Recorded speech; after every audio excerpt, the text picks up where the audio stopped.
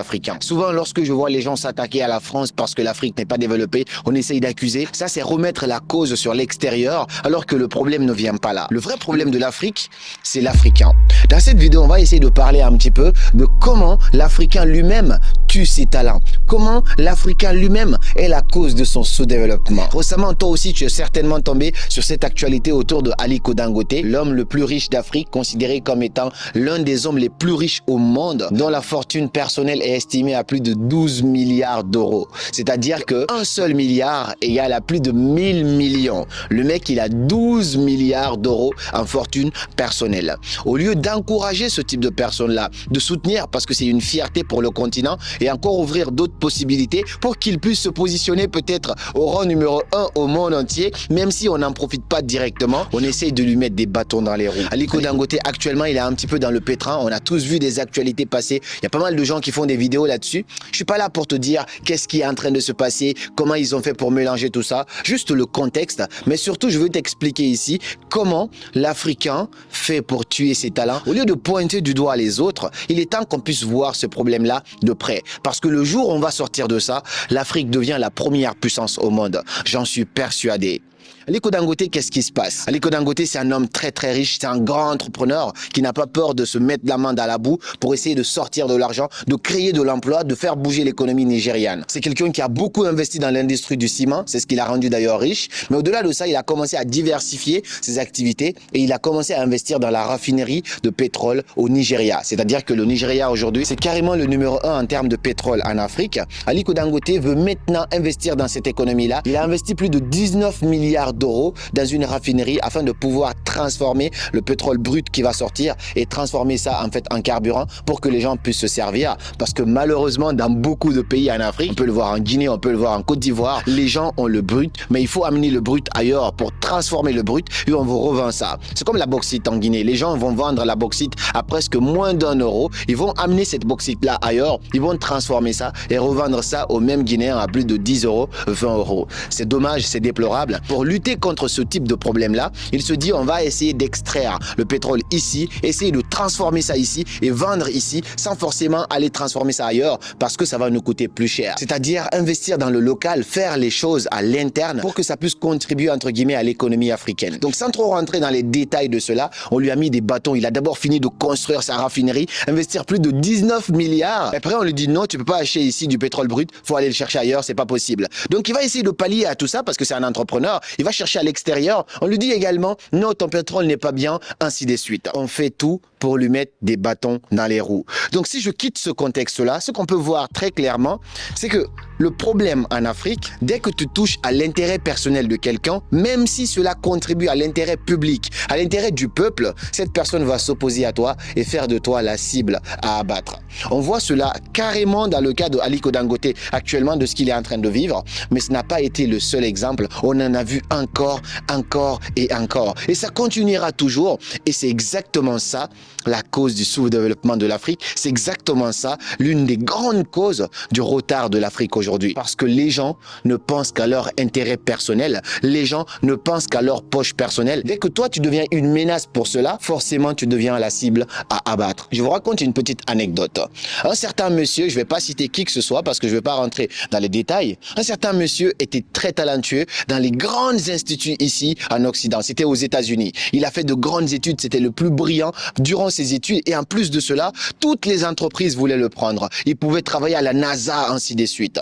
Ce monsieur, par amour pour l'Afrique, il décide de rentrer dans son pays pour essayer de travailler et servir son pays. Il vient avec tout ce bagage intellectuel. Il voit l'écosystème. Il se dit, waouh, ça va pas ici. Mais c'est pas quelqu'un qui est venu pour de l'argent. Parce qu'il avait déjà de l'argent. Il avait déjà d'autres propositions.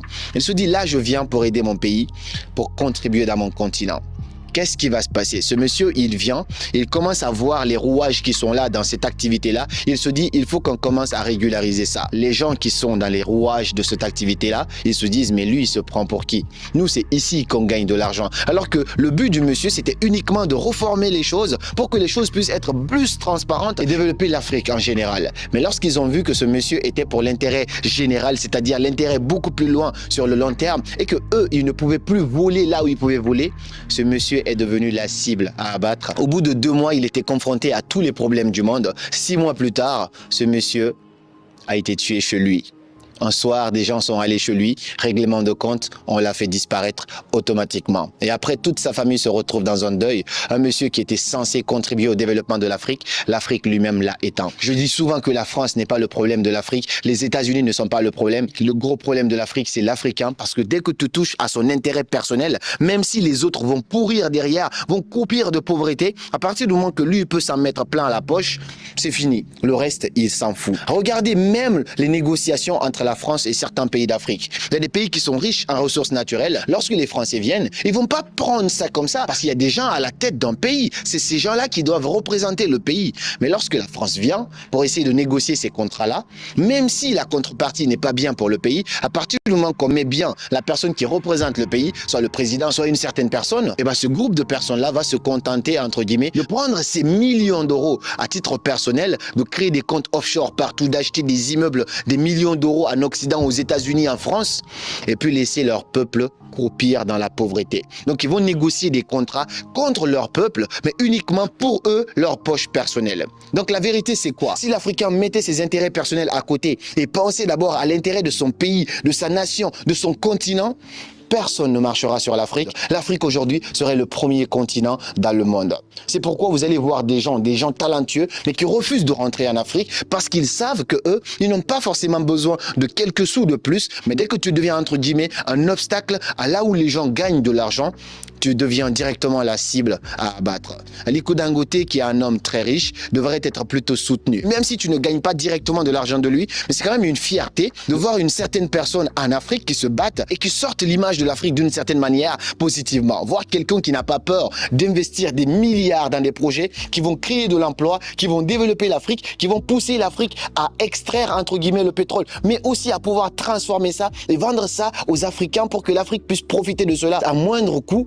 Lorsqu'on voit que ces personnes-là, on les met des barrières dans les roues, si toi tu es posé dans un certain coin et que tu veux venir en Afrique pour essayer de faire certaines choses, forcément ça te décourage parce que tu sais que dès que tu touches à l'intérêt personnel d'un petit groupe, forcément tu deviens la cible à abattre. Arrêtez de blâmer la France comme étant le problème de l'Afrique. Si la France a eu le pouvoir sur certains pays en Afrique, c'est parce que la France a pu mettre certaines marionnettes dans leur poche juste en enrichissant toute sa famille et toute sa lignée, et lui il pense uniquement à sa famille, à sa lignée, le reste, il s'en fout de la population. Le jour où on sortira de l'intérêt personnel, c'est ce que je disais même hier en conférence ici à Rabat, le jour où on sortira de l'intérêt personnel, l'Afrique brillera et le monde entier nous verra positivement.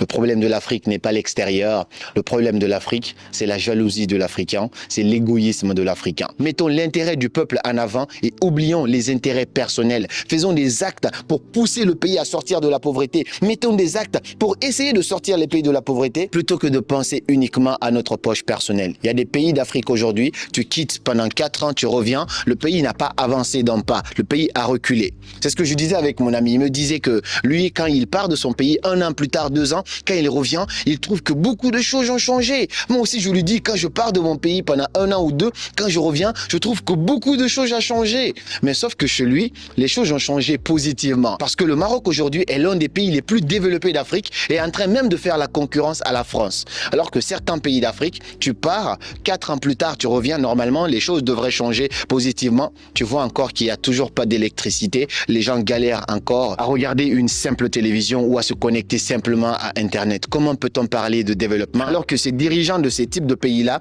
roulent dans des Rolls-Royce, dans des trucs incroyables pendant que la population est en train de crever? Et toi, qu'est-ce que tu penses de cette situation? Selon toi, quelle est la cause du sous-développement de l'Afrique, du retard de l'Afrique? Est-ce que tu penses que c'est la France quand même, malgré ce que je viens de te partager? Ou est-ce que tu penses que le problème de l'Afrique, c'est les Africains? J'ai très hâte de te lire dans les commentaires. Et si tu veux me retrouver en conférence, je serai à Dakar le 5 octobre.